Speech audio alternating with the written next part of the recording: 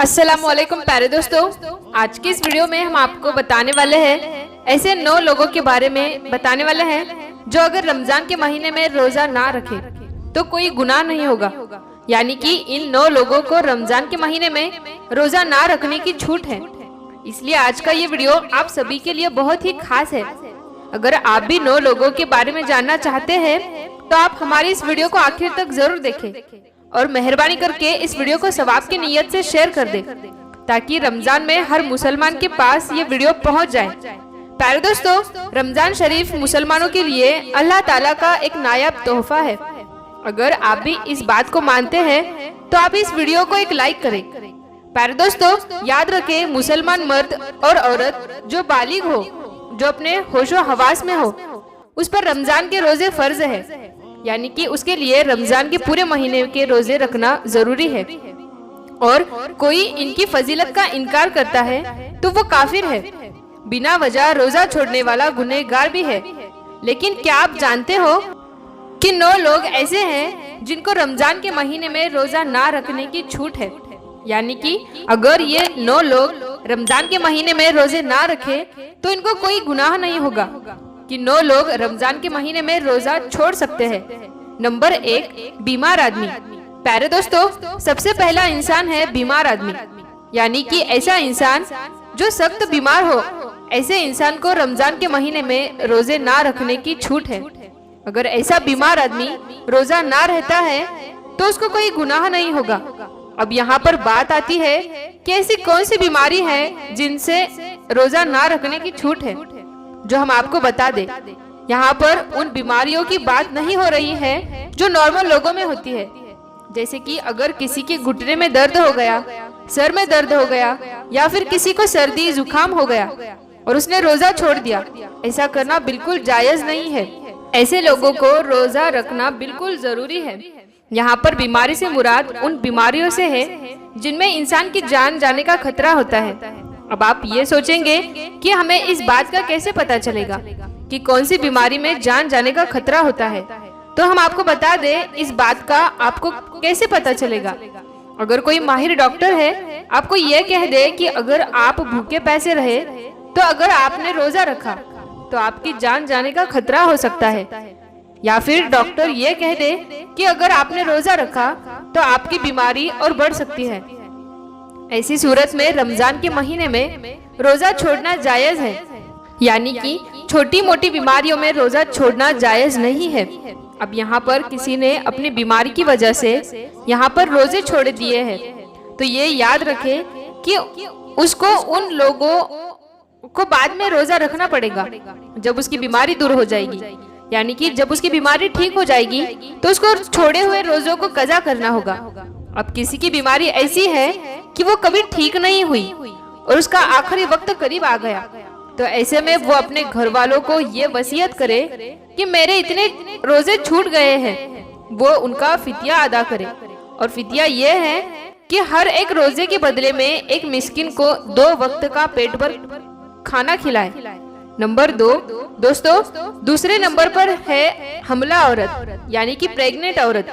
जिस औरत के पेट में बच्चा हो, यानी कि जो हामिला हो, प्रेग्नेंट हो, अगर ऐसी औरत को और उसके बच्चे को जान जाने का खतरा हो तो ऐसी औरत भी रमजान के महीने में रोजा छोड़ सकती है। ऐसी औरतों को कोई गुनाह नहीं होगा। यानी कि ऐसी औरतों के लिए भी रोजा ना रखना जायज है। लेकिन याद रखें, ऐसी औरतें भी अपने छोड़े हुए रोजों को भी बाद में रख ले। यानी कि जब उसकी सेहत तंदुरुस्त हो जाए तो उसको वो छोड़े हुए रोजों को कज़ा करना होगा। इसके अलावा अगर कोई औरत हामिला है, प्रेग्नेंट है, और ऐसे औरत को कोई माहिर डॉक्टर ये कह दे कि अगर वो रोजा रख लेती है तो उसको या उसके बच्चे को कोई भी नुकसान नहीं होगा, तो ऐसी औरतों के लिए भी रोजा रखना जरूरी होगा। नंबर 3, दूध पिलाने वाली औरत। प्यारे दोस्तों, हम आपको बताते कि ये दूध पिलाने वाली औरतें पहले हुआ करती थी तो ये किसी के बच्चे को पैसों के लिए अपने साथ में ले जाती थी और 2 से 2.5 साल तक दूसरों के बच्चों को अपना दूध पिला देती थी। यानी कि वो दूध पिलाने की ठेकेदारी लेती थी। ऐसी औरतों के लिए भी रमजान के महीने में रोजा ना रखने की छूट है जो बच्चों को दूध पिलाती है। मगर ये सिलसिले में आज के जमाने में तो नहीं रहा, इसलिए अब जो माँ अपने बच्चे को दूध पिलाती है और उसको कोई माहिर डॉक्टर ये कह दे कि उसने अगर रोजा रखा तो उसके बच्चे को कोई नुकसान होगा, तो ऐसी औरत रमजान के महीने में रोजा छोड़ सकती है और उसको इसका कोई गुनाह नहीं होगा। लेकिन ऐसी औरतों को भी चाहिए कि वो बाद में अपने छोड़े हुए रोजों को कज़ा कर ले। नंबर 4, चौथा शख्स वो है जो अपने बुढ़ापे की वजह से अपनी उम्र के आखिरी पड़ाव में पहुंच गया है, यानी कि अपनी उम्र के बुढ़ापे में पहुंच गया हो।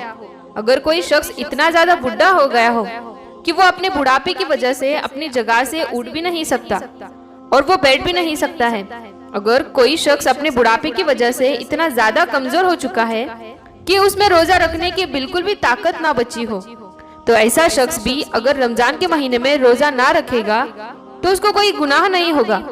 यानी कि बूढ़े शख्स के लिए भी रोजा छोड़ देना जायज है, मगर याद रखे ऐसे बूढ़े शख्स के लिए भी फिदिया का मसला आता है, तो उसको चाहिए कि वो अपना भी दिया अदा करे, यानी किसी गरीब मिस्किन को 2 वक्त का पेट भर के खाना खिलाए। नंबर 5, हैज और निफास वाली औरत।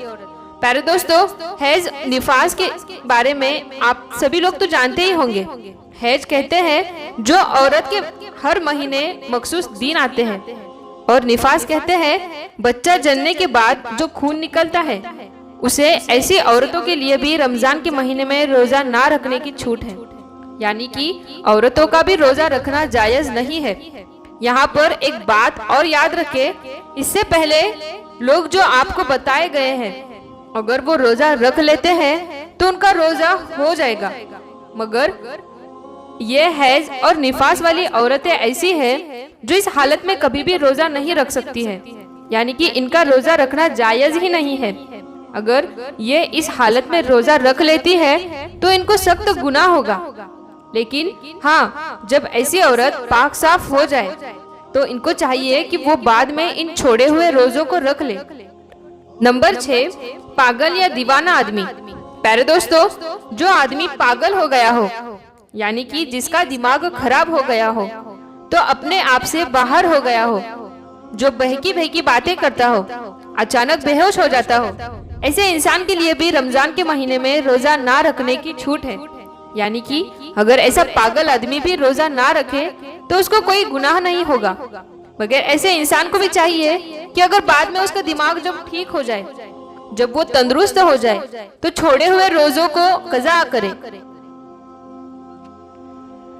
नंबर 7, मुसाफिर का होना। प्यारे दोस्तों, मुसाफिर कहते हैं उस शख्स को जो सफर में होता है।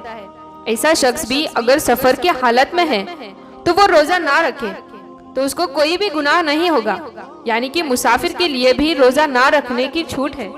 मगर अब यहाँ पर एक बात आती है कि कैसा सफर, तो हम आपको बता दें, जो सफर 92 किलोमीटर से दूर का हो और कम से कम 15 दिन की नियत करके घर से निकला हो, ऐसे मुसाफिर के लिए रोजा ना रखने की छूट है। लेकिन जब उसका सफर पूरा हो जाए तो फिर उसके लिए रोजा रखना जरूरी है।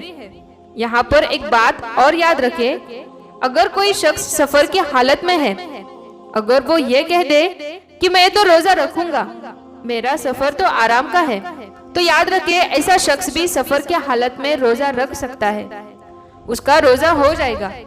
और बेहतर भी यही है, अगर सफर आराम का हो तो रोजा रख लेना चाहिए, लेकिन अगर ना भी रखे तो उसे कोई गुनाह नहीं होगा।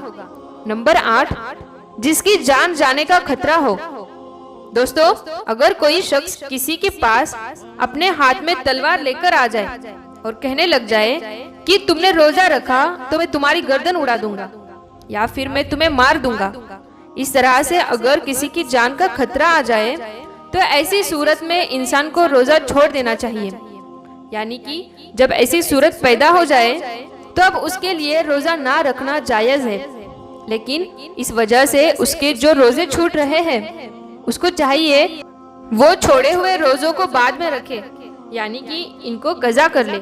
नंबर 9, नाबालिग बच्चा। जैसा कि आप सभी को मालूम है कि रोजा हर इंसान उस पर फर्ज है जो बालिग हो और अपने होशो हवास में हो। इसका मतलब यह है कि रोजा नाबालिग पर फर्ज नहीं है। अगर कोई नाबालिग बच्चा रोजा ना रखे तो उसको कोई गुनाह नहीं होगा, यानी कि उसको रोजा ना रखने की छूट है। लेकिन कोई बच्चा अपने 10 साल की उम्र को पहुंच जाए और उसमें रोजा रखने की ताकत आ जाए तो उसको चाहिए कि वो रोजा रखना शुरू कर दे। प्यारे दोस्तों, हम उम्मीद करते हैं आपको हमारी आज की वीडियो पसंद आई होगी। अगर ये वीडियो आपको पसंद आई है तो इस वीडियो को लाइक करें, अपने दोस्तों और रिश्तेदारों में जरूर शेयर करें और सवाब के मुस्तहिक बने। हम मिलते हैं नई वीडियो के साथ, तब तक के लिए अस्सलाम वालेकुम, अल्लाह हाफिज।